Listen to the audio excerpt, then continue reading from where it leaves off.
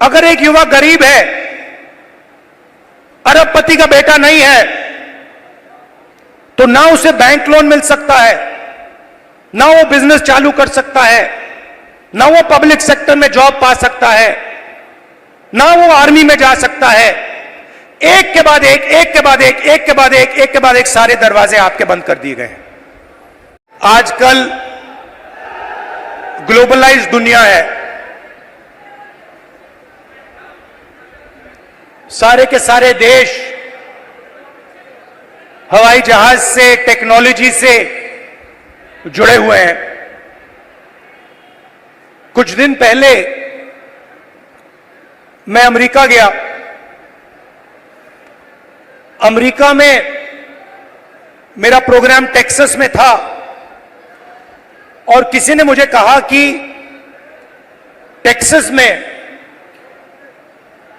हरियाणा के युवाओं से मुझे मिलना चाहिए। पता नहीं आपने वीडियो देखा, नहीं देखा? देखा? देखा।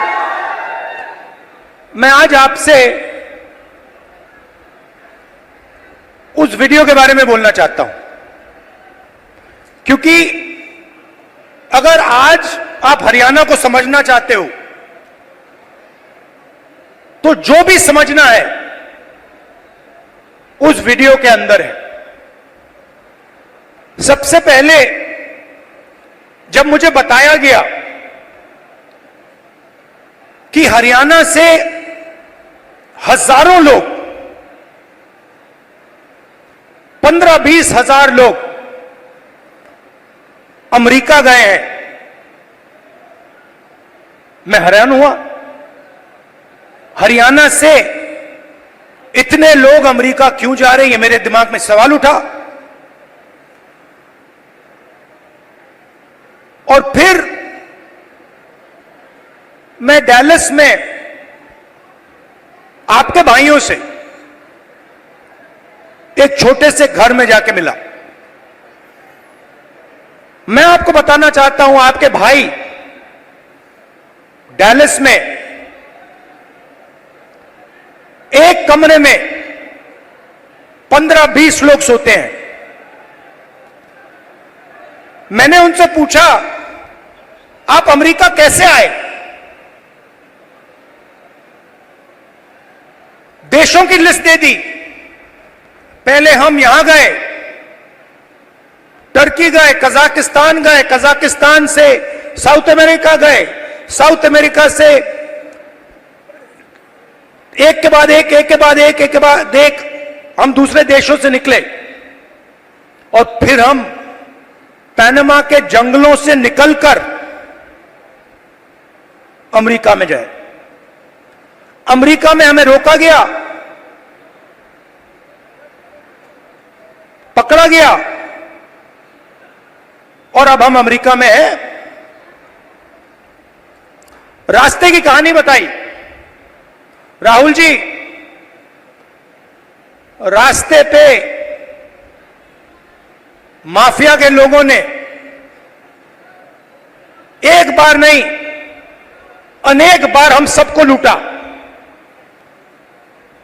हम समुद्र में से निकले, जंगलों में से निकले, पहाड़ों में से निकले। हमारे भाइयों को मरते हुए हमने देखा है, जंगल में मरते हुए देखा है, गिरकर मरते हुए देखा है, अपनी आंखों से देखा है। फिर मैंने सवाल पूछा, मैंने कहा कि भैया ये जो आपने सफर किया है, आप अमीर लोग तो नहीं हो। इस सफर के लिए, प्लेन टिकट के लिए, नाव के लिए, गाड़ी के लिए आपने कितना पैसा दिया? अमेरिका में घुसने के लिए आपने कितना पैसा दिया? राहुल जी, कम से कम 35 लाख रुपए अमेरिका में जाने के लगते हैं। फिर मैंने सवाल पूछा, भाई एक बात बताओ, आप 35 लाख रुपए ब्याज लिए हो या आपने अपना खेत बेचा? आधों ने कहा कि भैया हमने अपना खेत बेचा।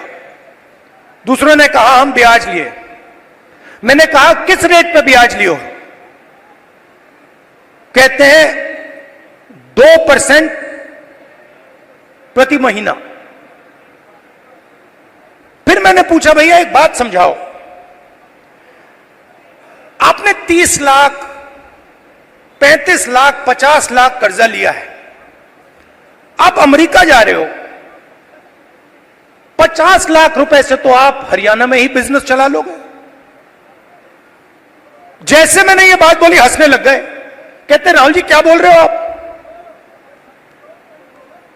50 लाख रुपए से हरियाणा में बिजनेस नहीं चालू हो सकता है।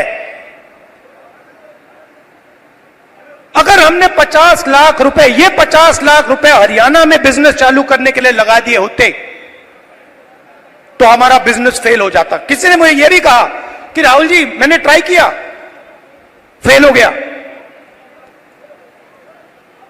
बेरोजगारी है, महंगाई है। और जब उन्होंने मुझे बोला,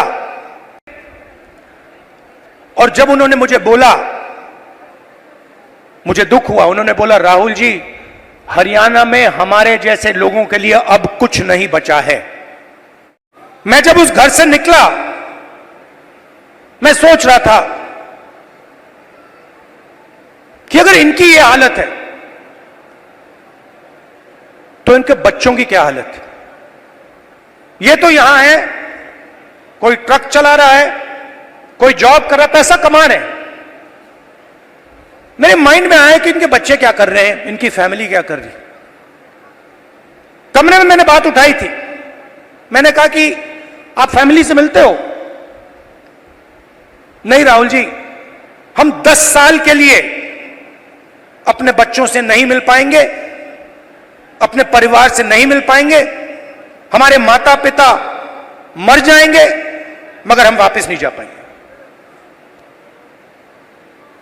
और फिर एक व्यक्ति ने मुझे कहा राहुल जी एक काम कीजिए, जब आप वापस हिंदुस्तान जाएंगे तो आप 5 मिनट के लिए हमारे परिवारों से मिल लीजिए और उनको कह दीजिए कि हम ठीक हैं, हम सलामत हैं। मैंने उनसे कहा कि भाई बताओ आपके पास तो मोबाइल फोन तो होगा, वीडियो कॉल करते होगे, तो उनको तो मालूम होगा। वो मुझे कहते हैं नहीं राहुल जी वो मानते नहीं है, हम वीडियो फोन पे कॉल करते हैं और हमारे बच्चे मानते नहीं है कि हम ठीक हैं। अजीब सी बात है।